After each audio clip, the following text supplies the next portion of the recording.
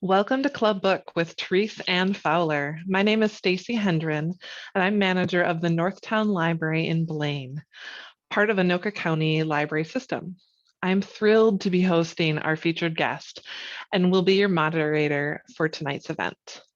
So before I introduce Therese properly, allow me to tell you a bit more about the unique series that is bringing her to you. Club Book is a program of MELSA, the Metropolitan Library Service Agency, made possible through Minnesota's Arts and Cultural Heritage Fund and coordinated by Library Strategies, part of the Friends of the St. Paul Public Library. Anoka County Library is co-organizer of this evening's talk. Thank also to partnering bookseller Red Balloon Bookshop. A purchase link to A Good Neighborhood will be available in the comment section of the live feed. Have it shipped, pick it up at their lovely store in St. Paul, or have them deliver it personally to your door if you're in the area. One final housekeeping note. Also in the comments, you'll see a survey link. MELSA would greatly appreciate hearing what you think of this Club Book event. It's quick and easy and helps ensure that we can continue to bring high quality programming to your computer and community. Without further ado, Therese Ann Fowler is a perennial favorite among historical fiction readers. For many, she may be best known for her 2013 chart topper Z, a novel of Zelda Fitzgerald. Z showcases the incredible life and historic times of Zelda Sayre, the Southern belle who married and inspired literary superstar F. Scott Fitzgerald. Amazon Studios turned the book into a period drama, Z, The Beginning of Everything, starring Christina Ricci and co-produced by Fowler herself. Fowler's next novel, the New York Times and USA Today bestseller, A Well-Behaved Woman, profiles the iron-willed Alva Vanderbilt, matriarch of one of the Gilded Age's richest families. Vanderbilt gained a notoriety in her own right as an early and instrumental leader in the universal suffrage movement. Fowler's latest novel, A Good Neighborhood, turns the spotlight from historic luminaries to everyday Americans. Set in modern times in a tight-knit suburban community, A Good Neighborhood traverses the topics of love, race, and class, and asks whether families with diametrically opposed worldviews can be authentically neighborly. That, according to Kirkus Reviews. After a short presentation by our guest, we'll have time for audience Q&A. Simply drop your questions in the comments thread on Facebook, and our tech manager will route them to me. If you prefer to ask a query a bit more anonymously, you can also send a private message to Club Book here on Facebook, or send an email to clubbookmn@gmail.com.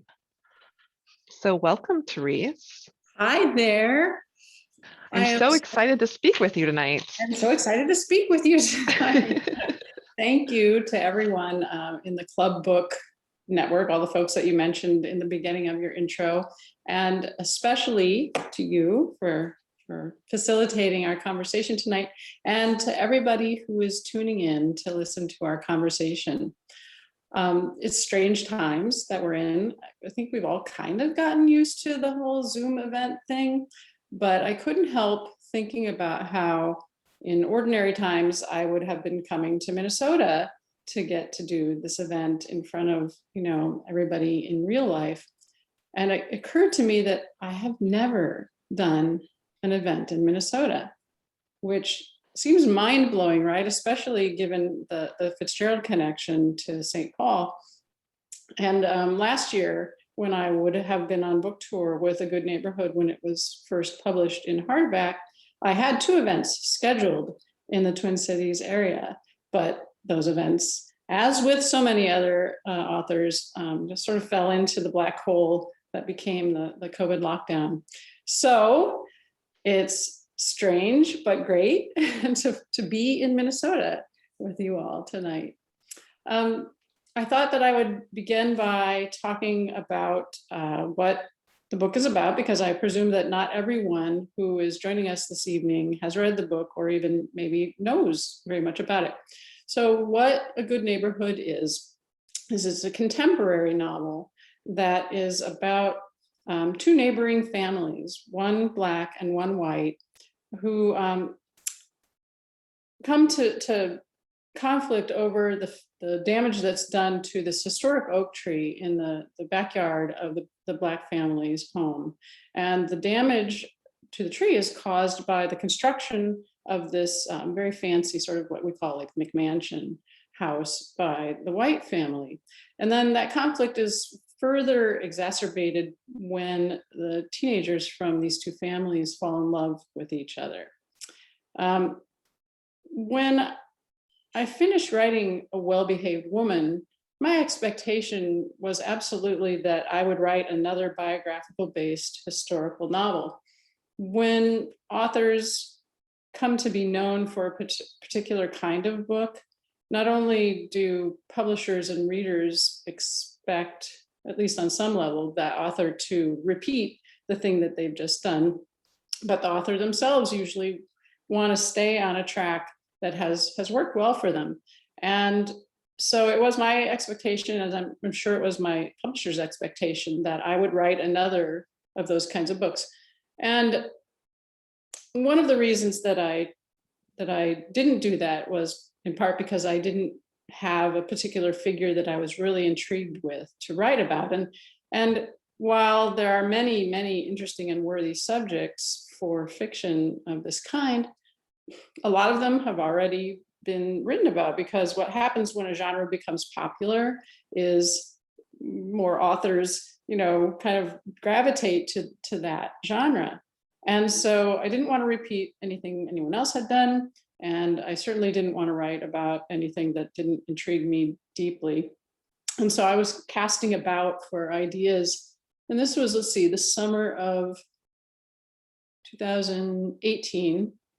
And this was a time when I felt, anyway, and I think a lot of people felt this way at the time, when what was happening around us in the United States was a kind of backsliding of the progressive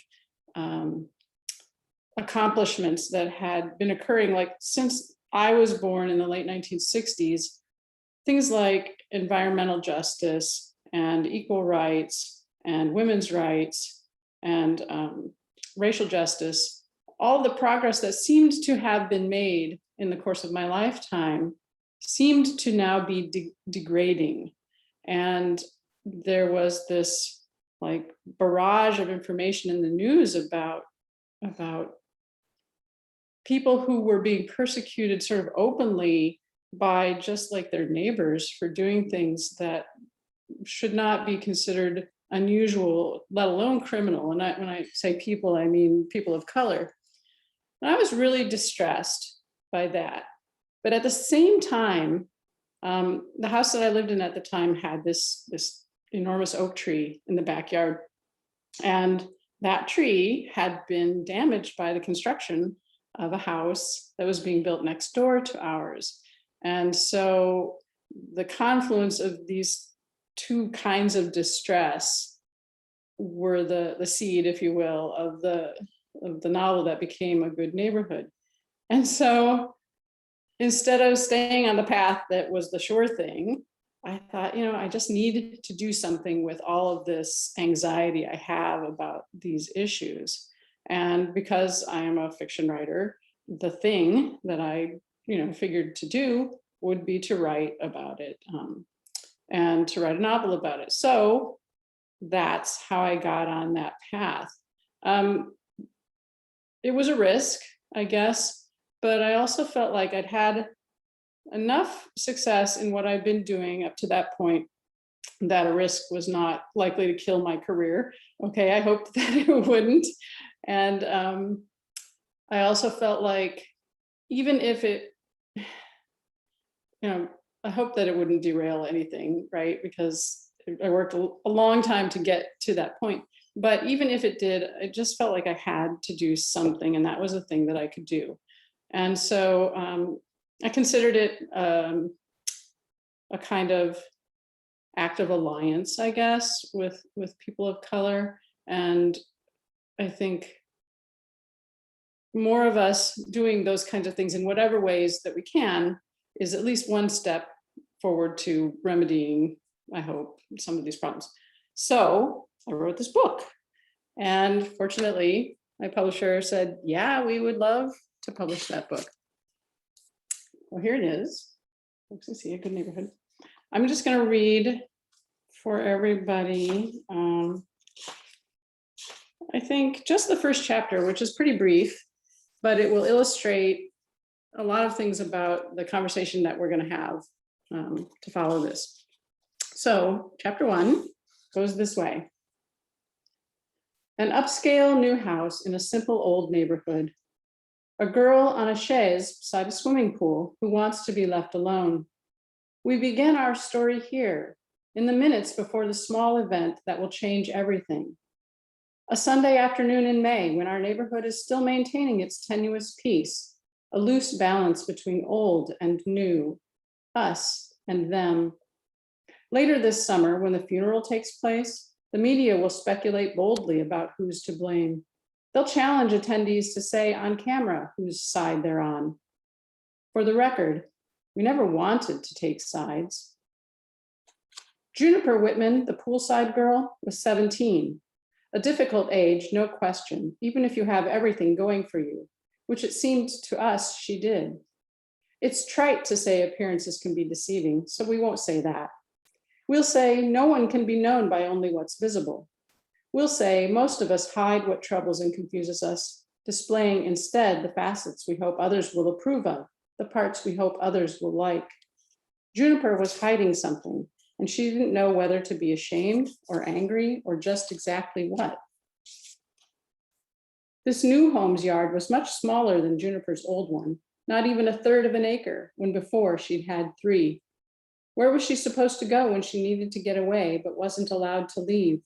There was hardly any space here that was not taken up by the house and the pool, and what space there was had no cover. There was no privacy at all.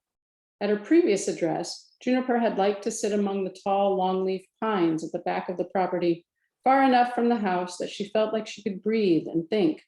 She liked to be amid the biota, as the scientists call it.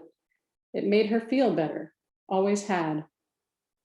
But the builder of this big, gleaming white house had cleared the lot of the stately hardwoods that shaded the little house that had been here, the house that had been demolished without ceremony and removed like so much storm or earthquake debris. Except there had been no storm, no earthquake. There was just this desirable neighborhood in the middle of a desirable North Carolina city, and buyers with ready money to spend. Just that, and now this great big house with its small but expensive naked yard, and its pool, and its chaise, and its girl, and her book. Juniper thought the rustling noises she heard in the yard behind hers, the yard that still contained a small forest of dogwood, hickory, pecan, chestnut, pine, and a tremendous oak that had been there for longer than anyone in the neighborhood had been alive, came from squirrels. She wasn't fond of squirrels. They were cute, sure, but you couldn't trust them not to run straight under the wheels of your car when they saw you coming. And they were forever getting into people's bird feeders and stealing all the seed. Juniper had a novel in her lap and steered her attention back to that. The story was good, and she'd become skillful at escaping into stories. "Hey," said a voice that was not a squirrel's. Juniper looked up, saw a teenage boy standing at the edge of the backyard with a rake in one hand, the other raised in greeting. He said, "You must be our new neighbor.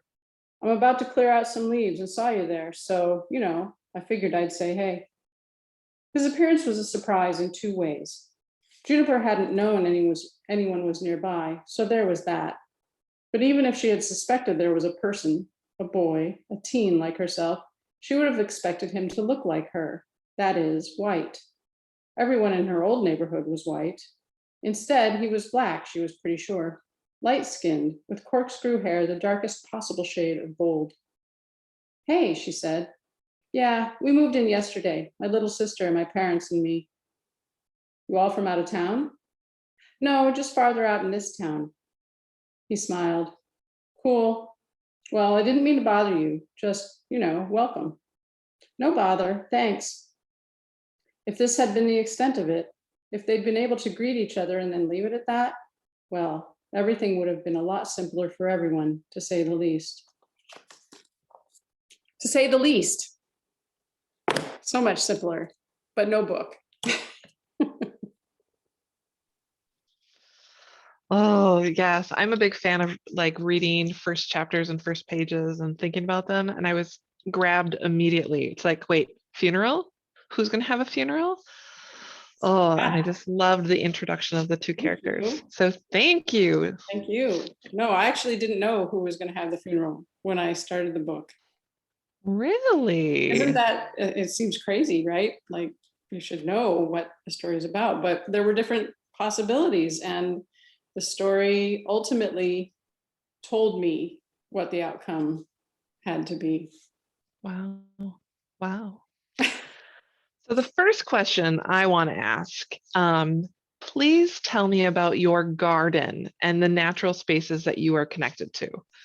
Well, my garden, such as it is at this point, because I moved since I lived in the house with the historic tree, is currently just garden beds outside here with the usual assortments of perennials and shrubs.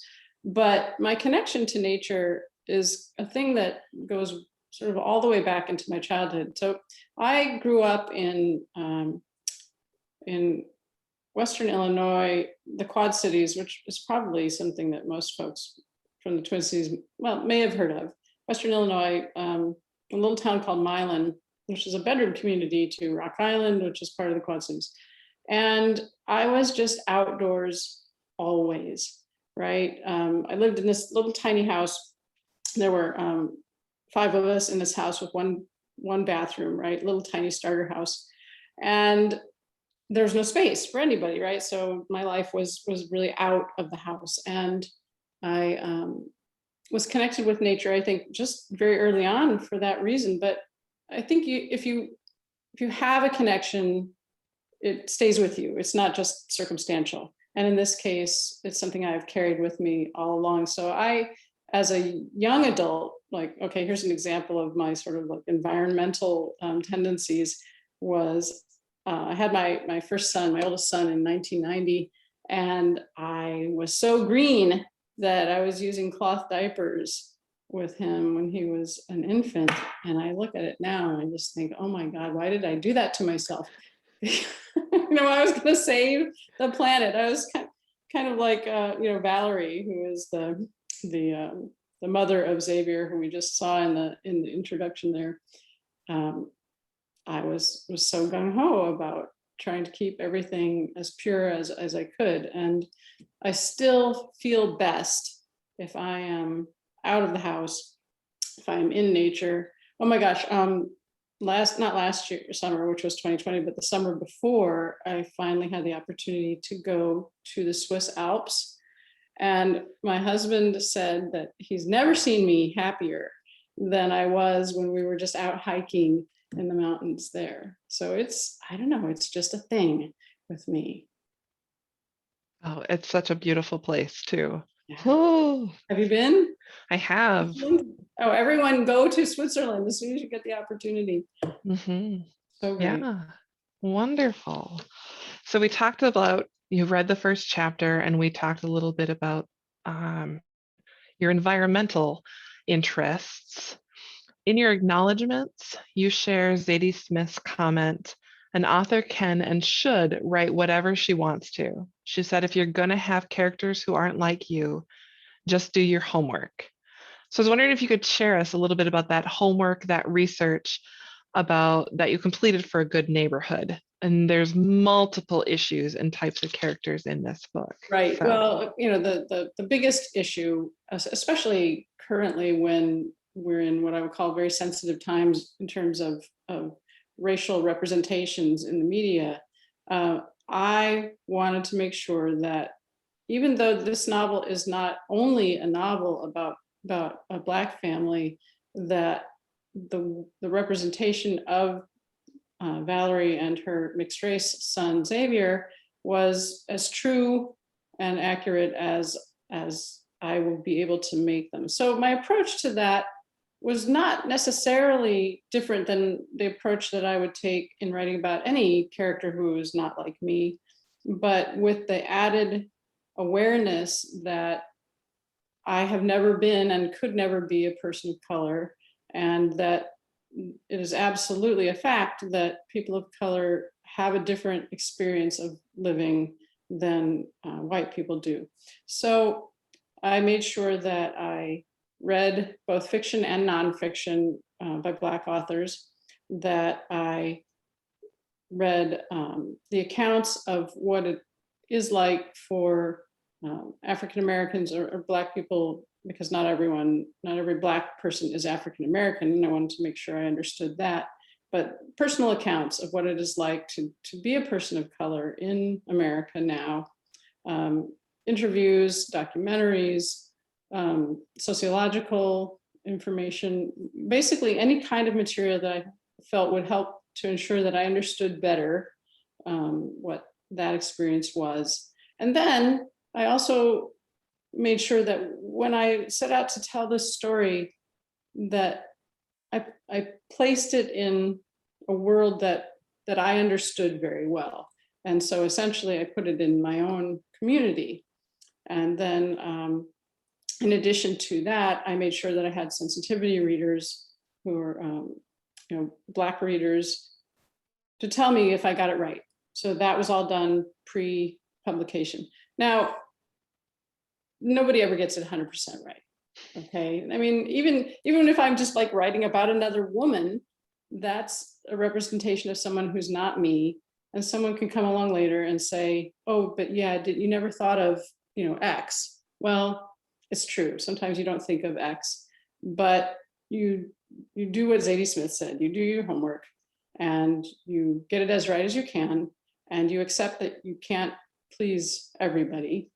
But that the story that you have to tell is a worthy story, and you just put it out there, and then it becomes, becomes the fodder for critics and readers, and it is what it is at that point.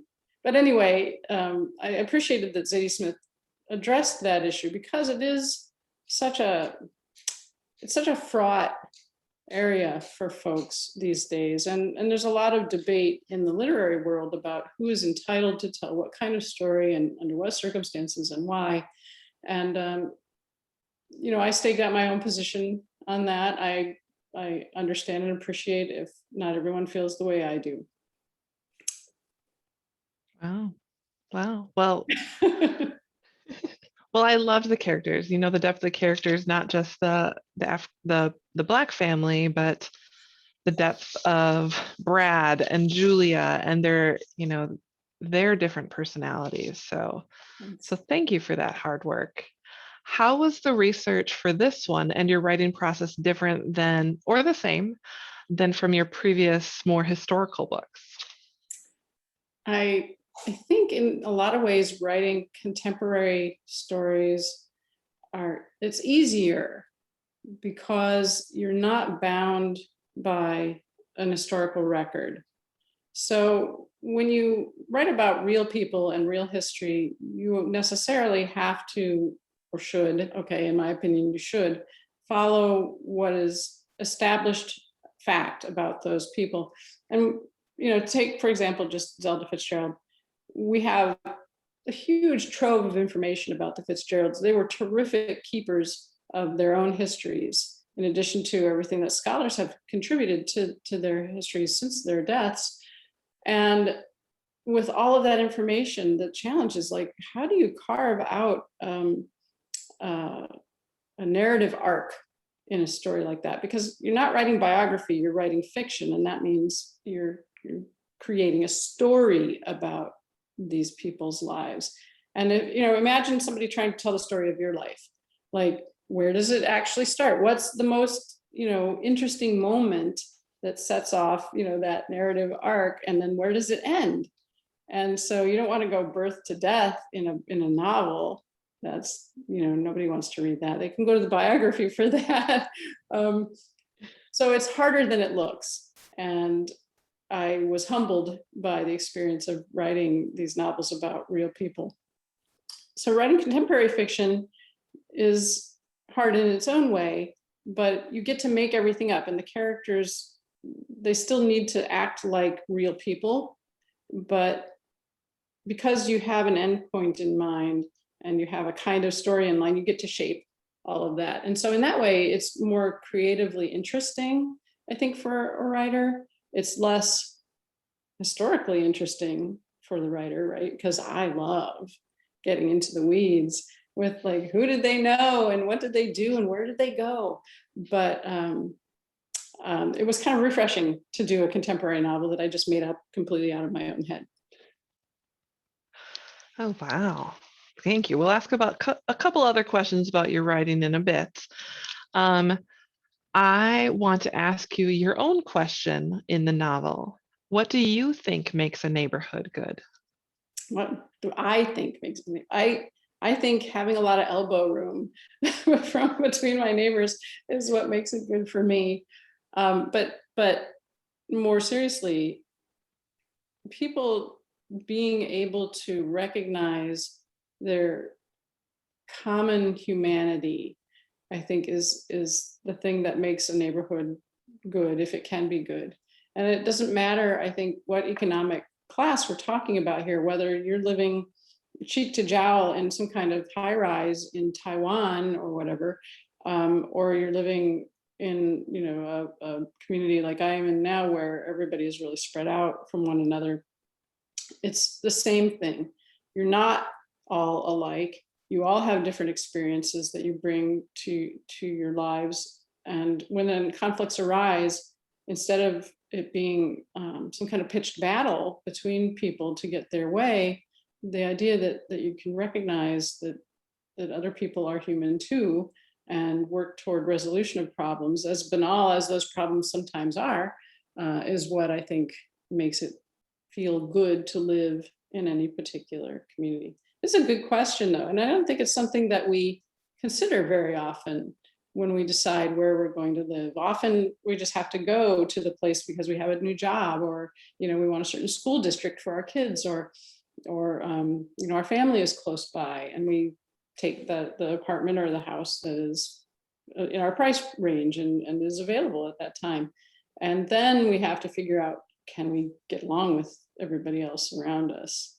I did an interview early on with a good neighborhood. I think it was pre-publication, and somebody asked about this, and I said, it's the golden rule is the rule for living, being a good neighbor, having a good neighborhood. It's just as simple as that, but it's also just as hard as that. Yeah. Wow. So apparently we have a nice compliment from someone on Facebook. Therese is so lovely and warm that I wish she was my neighbor. So thank you. And thinking of neighborhoods, one of our viewers is a native of Fayetteville, North Carolina. Fayetteville. Fayetteville. Yeah. Thank you. Which they call a special place. How do you think this book would have shaped differently if Oak Knoll wasn't in the Carolinas? Yeah, this is a good question. A lot of the focus of this neighborhood, Oak Knoll, in the book is specific to North Carolina, right? There's a lot of discussion about what grows there and what it's like to be in the South, especially for Valerie, who is Black, but she's from Michigan, and trying to integrate with the Southern culture.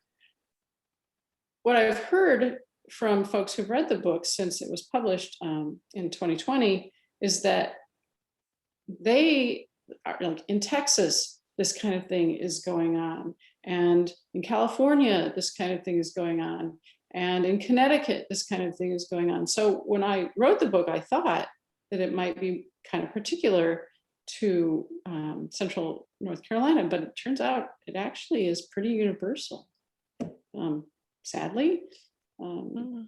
But I think that's good in a way, because it means that the story, as specific as it is, has that universal message for people. And for me, that's very affirming, because it is a kind of a message novel. And the wider that message goes, I think the better, because we have big problems that we need to address. And those problems get solved from the individual level out. Good question, person from Fayetteville. Thank you. That kind of reminds me of one of the questions. Your narrator says, "Here we have no choice but to be trite and say hindsight is 2020 and what's done is done, and continue with our story because it is in the telling of a tragedy that we sow the seeds of hope, of prevention of future sorrows." So you talk about this being a message novel. What do you hope the reader will take away from the telling of this tragedy? Well, what tragedy does is it provokes a response in us, an emotional response, a really visceral response if the story is good enough. And when we have an emotional response to a thing, we are moved to want to take action. And so that's what I hope the novel does. I would say, authors are often discouraged from writing novels that are about serious subjects because often we are afraid that we're going to turn off some of our readers. We're going to lose readers because we're being what some people consider to be political. But I think when we write about things that are not actually about politics, but are actually about just being good humans, that when an opportunity presents itself for that, I'm not trying to pat myself on the back when I say this. I mean, I'm looking at it as kind of like civic duty, frankly. And if we are afraid of doing our civic duty, then nothing ever is accomplished. So whether that's through, writing fiction as I do, or, you run for your, local school board, or you want to be on the city council or something, whatever that thing is, we should not be afraid to take a position and try to just make things better for folks. And I think I just got away off track from what you asked me, but that's where it led me. That's okay. Yeah, you mentioned before, as a fiction writer, your way of doing action was to be a fiction writer. Right. So that's lovely. Thank you. And kind of building off that question, will you tell us a bit about your use of that kind of Greek chorus narrator and its influence on how the story was told? Right. So the choice to write this novel in this point of view, which is called the collective first person, it wasn't like I sat down and said, oh, I really have this ambition to find a new way to tell a story that I haven't done before. But I was thinking about, I knew it was a tragedy.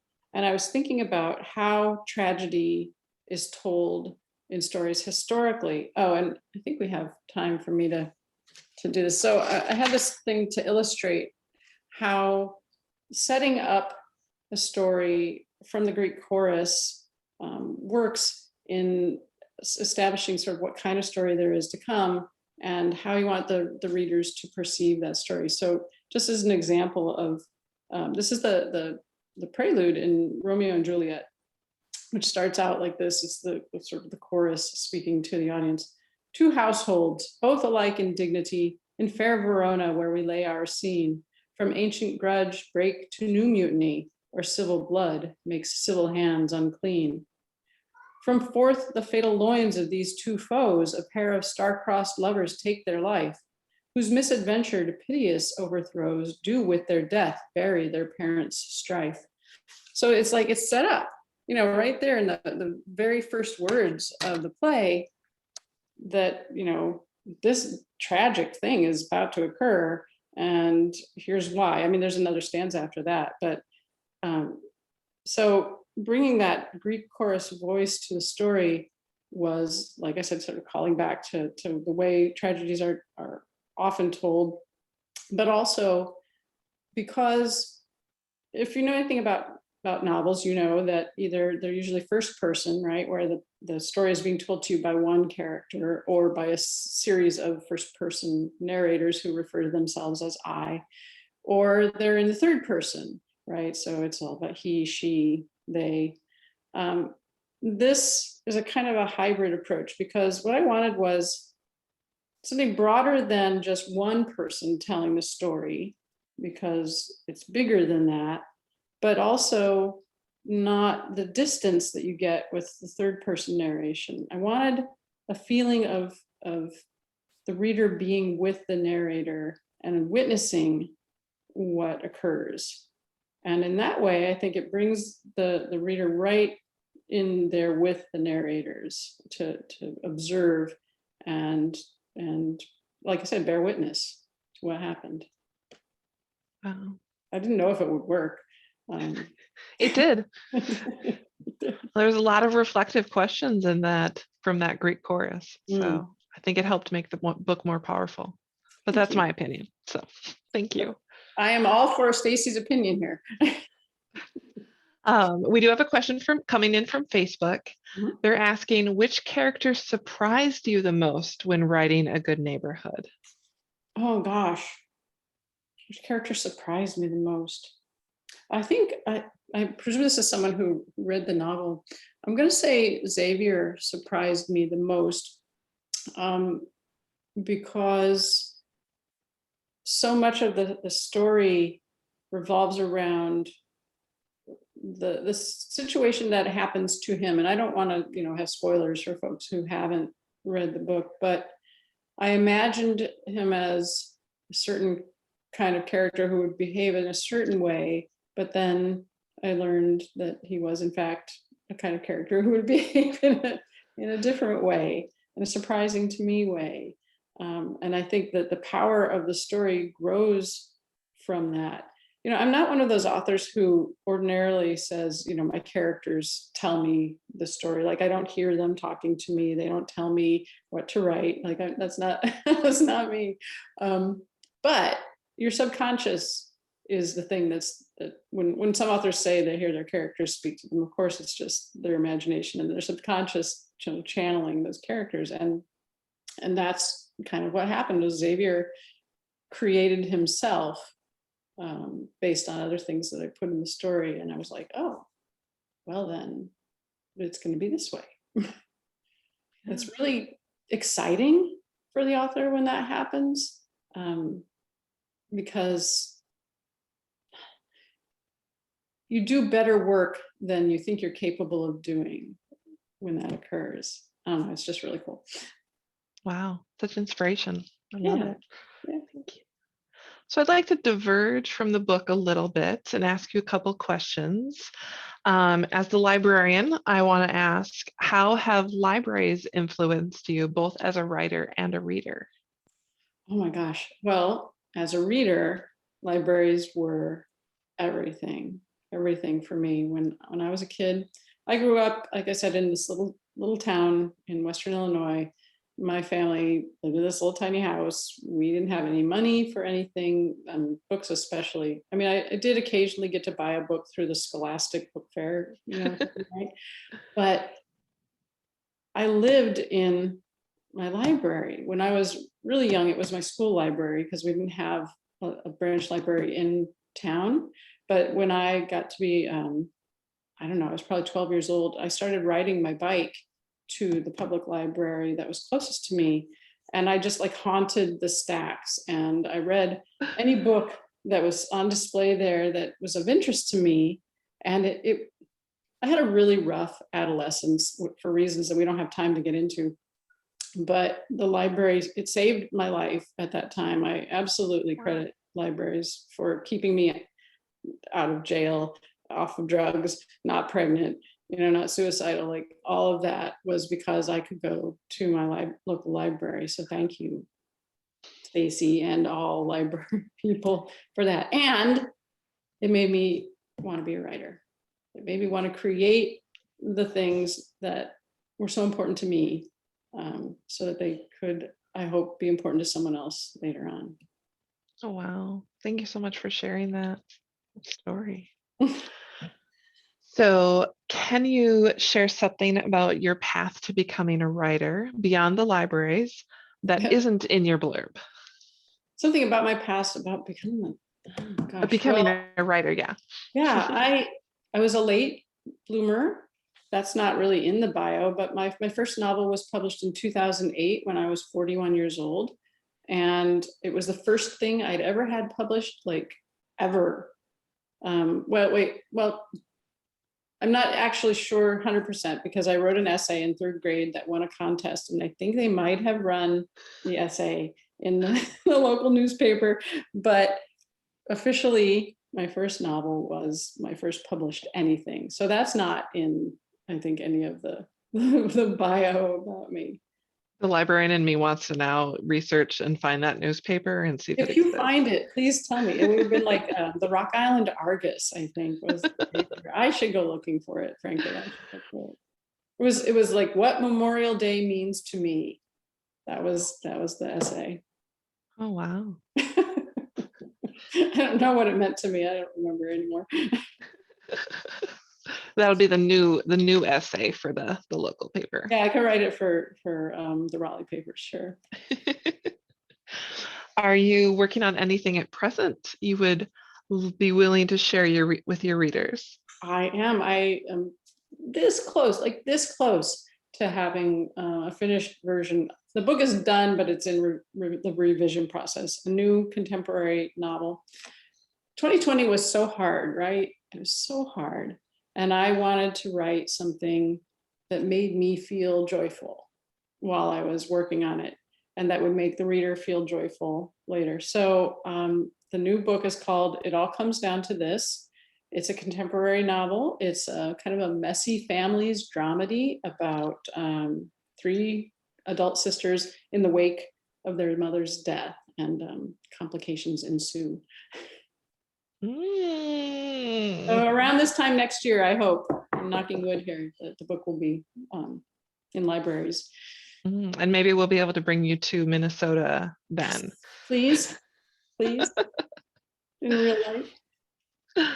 So you were able to produce part of Z. Have there been any rumblings about adapting a good neighborhood for the screen? There are rumblings.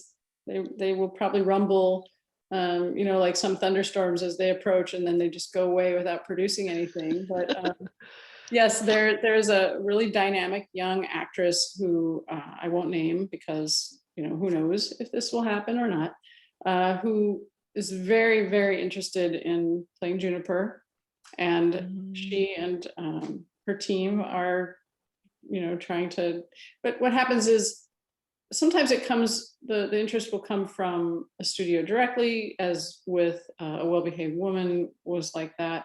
Sometimes the interest comes from an actor, as with Z. That was Christina Ricci who got that ball rolling.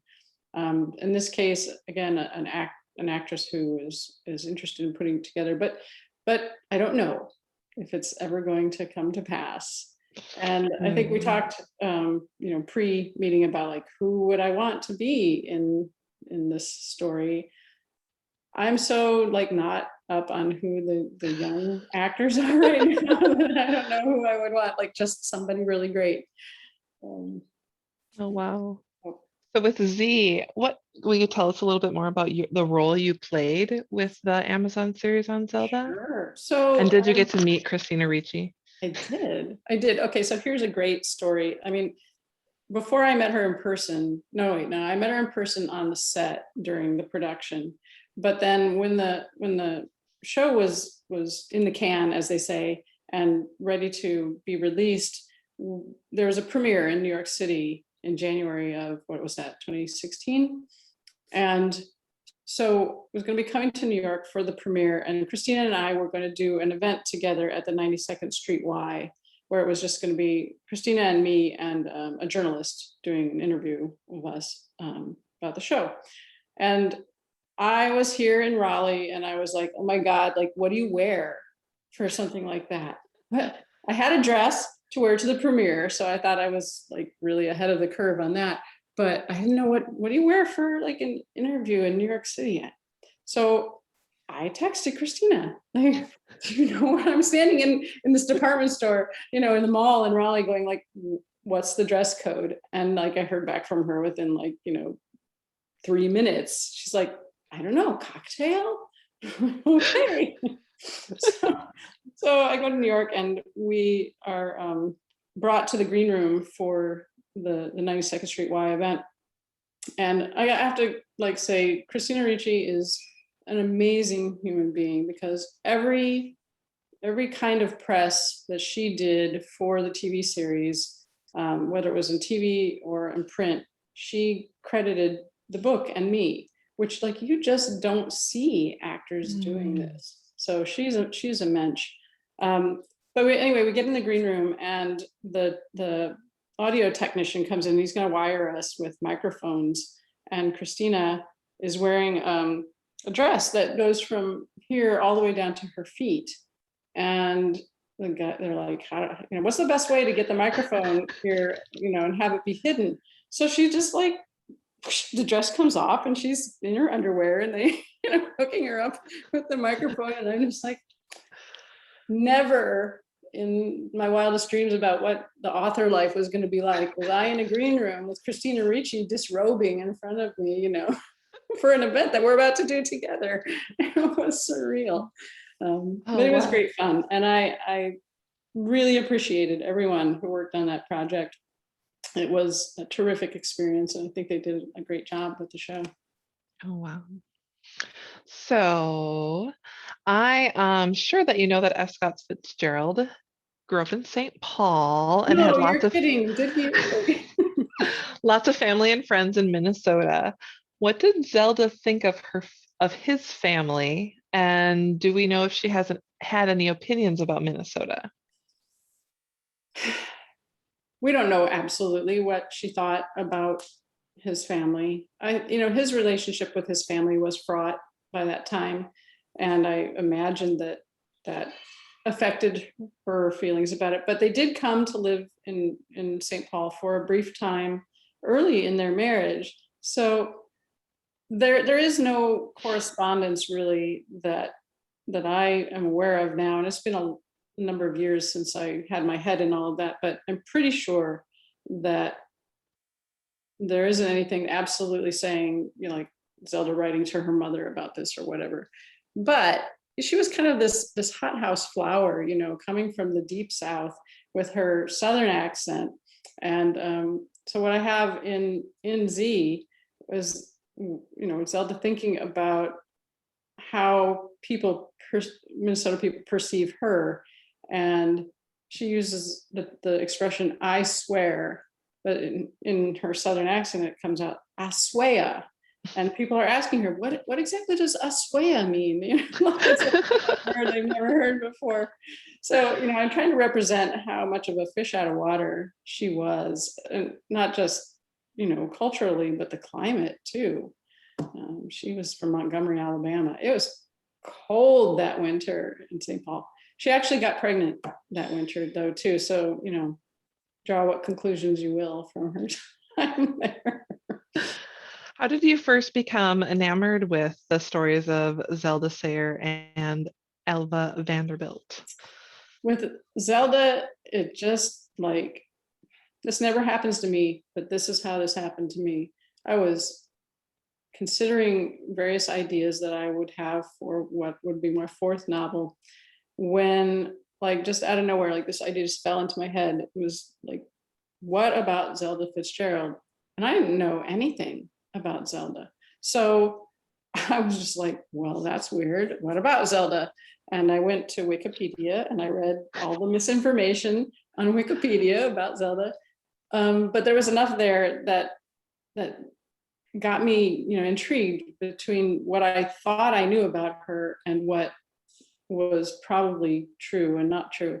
But there was this other thing was this really weird coincidence, was that the date of Zelda's death was the same date as my mother's death, right? Not the same year, obviously, but I was just like, there's something very strange about this. And because of this coincidence, and because I'm always a champion for the underdog, I just kept digging. And everything I learned about Zelda made me angrier, to think that if I had these wrong ideas about her, so did so many other people. And so the process with Alva Vanderbilt was similar, although she's not nearly as well known as Zelda. And there's almost nothing really authoritative about her biographically. It was really hard to get to the bottom of who she was. But it turns out that she too was badly misrepresented. And so I thought, this is fascinating to me. The whole Vanderbilt family, from Alva all the way through to Anderson Cooper, are really intriguing. And so I had to start somewhere. And Alva was this great champion of women's rights and suffrage late in her later years. But I started out with, how did she become the woman who became the champion of suffrage? And so that's where A Well-Behaved Woman came from. The Gilded Age is fascinating. I mean, we're kind of in another Gilded Age now, frankly, and the overreach of the super wealthy in influencing government policy is very similar to what was going on in the Gilded Age. So, you know, someday somebody is going to write about, I don't know who the modern day figures might be, the people who are sort of, you know, pushing against the wealthy patriarchy now are going to be our heroes, you know, in 100 years, I hope. I'm trying to think about who I want you to write. I'm thinking about who I want you to write about now. So there you go. So what are you reading now? What am I reading? Yes. Oh. Actually, like not this minute, but this day, reading a biography of the woman who became Fyodor Dostoevsky's wife, which is like in a very, like, I'm learning all about Russian history, and this woman who, like, she's sort of like the woman behind the man kind of thing. So that's fascinating. I did just read, well, this is not a book that's out yet, so people can't even look for it in the library. I'll hold off on those recommendations. Are there any works of historical fiction or that you would recommend to someone who's read and enjoyed your books? Yeah, let's see.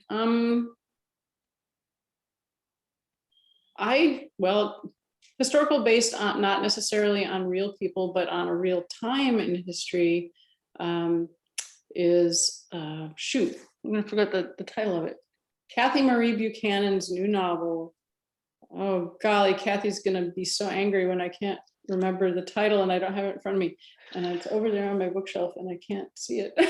I'm so sorry. Mitchell James Kaplan has a new novel out called Rhapsody, which is this lovely story about George Gershwin. Actually, I mean, it's not really about George, it's about his songwriting partner, Kay. I'm blanking on this. Stacy's going, Therese, you should have written this down because you knew I was going to ask this question. Sorry about that. Yeah. Oh, and of course, most people probably have read Paula McLean's books about Ernest Hemingway and Ernest Hemingway's two wives that she has written about. But I would absolutely recommend basically anything Paula McLean writes, you should read if you haven't already. And she has a new book coming out called When the Stars Go Dark, which is a departure from her historical novels. But if you like the way she tells a story, please look for that book, which is coming out like next week. Oh. So we all have a few more on our TBR list now. Yeah. Thank you. Thank you. So let me think. We did have another question, wondering if you and John beta read, edit, or otherwise assist each other in your writing. Okay, so John happens to be my husband, John Kessel. And John Kessel is a renowned author in his own right and was a creative writing professor for, I don't know, 30 plus years. And when you have me back, I'll tell you the story of how John and I got together, because it's a really great story. And but yes, we do read each other's work and draft. My practice is usually to not talk very much about what I'm writing while I'm in the writing process. I'm not the person who, if you sit next to me at dinner, I'm like, oh, I'm writing this new novel and it's all about this and here's the characters and you're going to be so fascinated. No, I'm more like, you know, you'll say, so what do you do? And I'll be like, I'm a writer. You know, well, tell me what you write. Oh no, you don't want to know about what I write. That's me. Okay. So I will give John the drafts of my work basically at the same time that I send them to my agent and my editor. And he will do the same for me. But we will have many dinner conversations between the two of us about what John is working on, which I am always fascinated in and much more inclined to speak about, whether it's just to him or to anybody. And then, he's a great beta reader, in part because, I mean, he's not necessarily my target audience, but he is such a qualified reader, having he's a writer himself, as I said, and then as a professor of creative writing for so long, that I get a very important take from him. And then I get, different feedback from my agent, and then of course from my editor. And then between all of those inputs, it helps me to shape the story for somebody like Stacey. I love to be the reader. So thank you. Send you my new book, Stacey. Be prepared. I'm excited. So, any words of wisdom for an aspiring writer who might also be a late bloomer? Oh gosh. The single most important factor that separates the successful writer from the unsuccessful writer, and I want you to use whatever version of success is correct for you, is persistence. And especially now, because right now the publishing world is kind of contracted tremendously, as is true for many businesses, and this sort of COVID mess. So it's just that much more challenging to break through the noise. But there is always going to be room for another good book.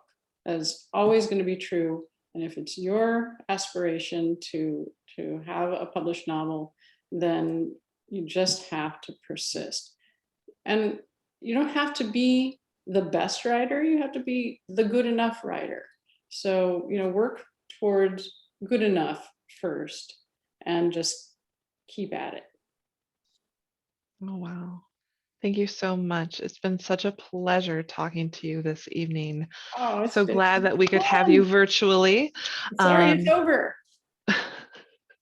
Well, what's wonderful is it's recorded, so our readers, our watchers can come back again. And we have another conversation that needs to happen again in Minnesota once we can all come back together. Well, thank you. So thank you so much for this evening. Thank you all for joining us. I appreciate it so much. So that's all we have time for this evening. Thanks again, Therese, for penciling us into your busy spring. This has been a virtual presentation of Club Book, a long-running literary series of MELSA made possible by the Arts and Culture Heritage Fund. Special thanks again to Anoka County Library for the part they played in bringing Therese to us. Before you log off, look for the Club Book survey link, which is in the comments and will be projected in place of my video momentarily. Last, consider joining Club Book on Tuesday, April 13th for a talk featuring Abby Jimenez, best-selling romance novelist, Food Network star, and founder of Minnesota's own Nadia Cakes Cupcakery. They are delicious. This one will be co-hosted by Scott County Library, and as always, it's free. They'll be right here on Facebook Live. Details are at clubbook.org. Have a great evening, everyone.